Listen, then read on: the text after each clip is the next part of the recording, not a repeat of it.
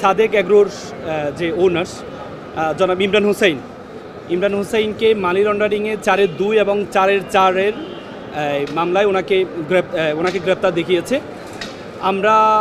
ওনারা প্রায় 60টি এলিগেশন নিয়ে আসছে ওনার বিরুদ্ধে। এই 60টি প্রত্যেকটা allegation, each and every allegation is false and fabricated and he was not involve any kinds of allegation. কারণ ওনারা প্রথমে যে মবটা তৈরি করার চেষ্টা করেছেন, ওনারা বলেছেন 132 কোটি টাকা ওনার অ্যাকাউন্টে পাওয়া গিয়েছে। কিন্তু আমরা বিজ্ঞ আদালতকে বলেছি যে ওনারা যে স্টেটমেন্টগুলো দিয়েছেন, প্রায় 27টি অ্যাকাউন্ট সিজ করেছেন ওনার, 27টি অ্যাকাউন্ট। সে 27টি অ্যাকাউন্টে আমরা বলেছি 27টি অ্যাকাউন্টে উনি হচ্ছেন, আপনারা জানেন জালালাবাদ 3 ওনাদের একটা পৈতৃক সম্পত্তি। প্রায় 1952 সালে এই লিমিটেড কোম্পানিটা ওনার বাবা তৈরি করেছেন। ওনারা 4 ভাই সর্বকনিষ্ঠ ভাই হচ্ছেন জনাব ইমরান হুসাইন। এই যে যতগুলো 27টি অ্যাকাউন্ট, এই 27টি অ্যাকাউন্টে সবগুলো অ্যাকাউন্ট হচ্ছে জালালাবাদ মেটালের লিমিটেডের অ্যাকাউন্ট। এবং ওনার যে অ্যাকাউন্ট, ওনার কোনো অ্যাকাউন্টে কোনো টাকা পাননি, বরং ওনার পৈতৃক সম্পত্তি যে অ্যাকাউন্ট জালালাবাদ মেটাল লিমিটেড, সে 27টি অ্যাকাউন্টে 133 কোটি টাকা পাওয়া গিয়েছে। তার মানে ওনারা যে বারবার বলার চেষ্টা করেছেন যে ওনার অ্যাকাউন্টে এতগুলো টাকা পাওয়া গিয়েছে, অথচ ওনাদের 1952 সাল থেকে যে অনেক ওল্ডেস্ট একটা কোম্পানি, বাংলাদেশে একটা প্রমিনেন্ট একটা লিমিটেড কোম্পানি, মেটাল টিনের কোম্পানি, সে কোম্পানি ওনাদের 4 ভাই যেটার মালিক, সে টাকাটার কথা ওনারা বলেছেন। এবং ওনারা 6টি এফডিআর কথা বলেছেন। আমরা ওনাদেরকে বলেছি যে এফডিআরগুলো ওনারা ডকুমেন্টসগুলো দিয়েছেন, একটা এফডিআরও জনাব ইমরান হোসেনের নামে এফডিআরগুলো ছিল না। প্রত্যেকটা এফডিআর যে জালালাবাদ যে মেটাল লিমিটেড, সেই মেটাল লিমিটেডের নামে।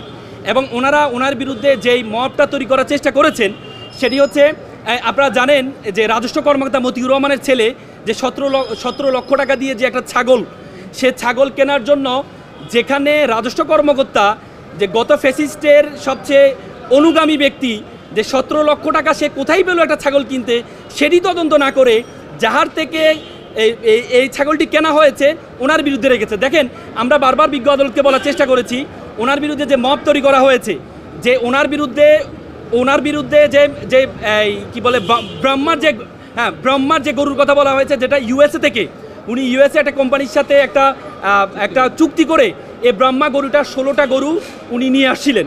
উনি নিয়ে আসার পরে পরবর্তীতে রাজস্ব বিভাগ, যেটি হচ্ছে আপনার এয়ারপোর্টের রাজস্ব বিভাগ, এটা আটকিয়ে দেন। ওনারা বলেছেন ব্রহ্মা গরু নাকি আমদানি করা নাকি অবৈধ। অথচ বিজ্ঞ আদালতকে আমরা আজকে দেখিয়েছি আমাদের যে আমদানি নীতিমালা আছে 2021, সে আমদানি নীতিমালায় 2021-এ মেনশন করে বলা আছে যে ব্রহ্মা গরু আমদানি করা যাইবে। সুতরাং তারা এই আইনটিকে উপেক্ষা করে তারা ওনার যে 17টি গরু, এই 17টি গরু আটকিয়ে দিয়েছিলেন। আটকে দেওয়ার পরে পরবর্তীতে গরুগুলো যখন মৎস্য প্রজনন কেন্দ্রে যখন নেওয়া হয়, তখন তারা এই গরুগুলো তারা লালন পালন করতে পারছিলেন না। তখন তারা 3টি গরু মারা যায়। পরবর্তীতে তারা এই গরুগুলো অকশন দিয়ে দেয়। অকশন দেওয়ার পরে জনাব ইমরান হোসেন সাহেব সর্বোচ্চ টাকা দিয়ে এই অকশন থেকে এই গরুগুলি ক্রয় করেন।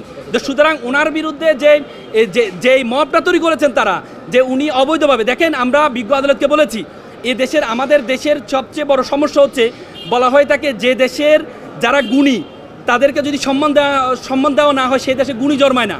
আমাদের দেশে যদি কোনো ব্যবসায়ী উঠতে চায়, তাকে টান দিয়ে হেঁচড়িয়ে নিচে নামানো। আমরা বিজ্ঞ আদালতকে বলেছি আমাদের যে জাতীয় খেলা হাডুডু কেন, কারণ একজন আগালে 5 জন ধরে রাখে।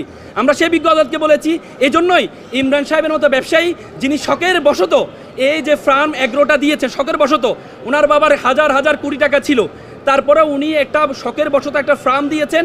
এই ফার্মটি দিয়ে বাংলাদেশের এখন সবচেয়ে বড় সমস্যা, আমরা কোর্টকে বিজ্ঞ আদালতকে যেটি বলার চেষ্টা করেছি, আমাদের দেশে যারা গরু ব্যবসায়ী আছে তারা জানে ব্রহ্মা জাতের যে গরুগুলো মাংস হয় 5 থেকে 10 মণ, এই গরুগুলো যদি বাংলাদেশে একবারেই চলমান থাকে, তাহলে বাংলাদেশে যে ন্যাচারাল গরু আছে এই গরুগুলো চলবে না। এই জন্য তারা একটা মব তৈরি করে এই ইমরান সাহেবকে আজকে এখানে ফাঁসানো হয়েছে। এবং কি যে মানি লন্ডারিং যে আইন, আমরা বিজ্ঞ আদালতকে বলেছি মানি লন্ডারিং কোনো একটি আইনে, কারণ উনি 22 ফেব্রুয়ারি, আপনারা জানেন 22 ফেব্রুয়ারি উনি থাইল্যান্ড থেকে আসছেন। উনি যখন থাইল্যান্ড থেকে আসছেন, উনি যদি মানি লন্ডারিং করতেন, দেশের টাকা বিদেশে পাচার করতেন, তাহলে উনি দেশে কখনো আসতেন না। আমরা জানি গত ফ্যাসিস্ট আমলে যারা সুবিধাভোগী বেনজিরের মতো লোক, তারা দেশ থেকে পালিয়ে গিয়েছেন, অথচ তিনি নিজে দেশে আসছেন। দেশে এসে গতকাল যখন ওনাকে সিআইডি ডাকলেন, উনি সিআইডির কাছে নিজে গেলেন তদন্ত। উনি ভেবেছিলেন তদন্ত চলমান, কিন্তু ওনাকে নিয়ে মামলাটা কালকে রুজু করেছেন, কালকে রুজু করে ওনাকে গ্রেপ্তার করেছেন। আমরা বিজ্ঞ আদালতকে বলেছি মানি লন্ডারিং কোনো আইনের কোনো ধারা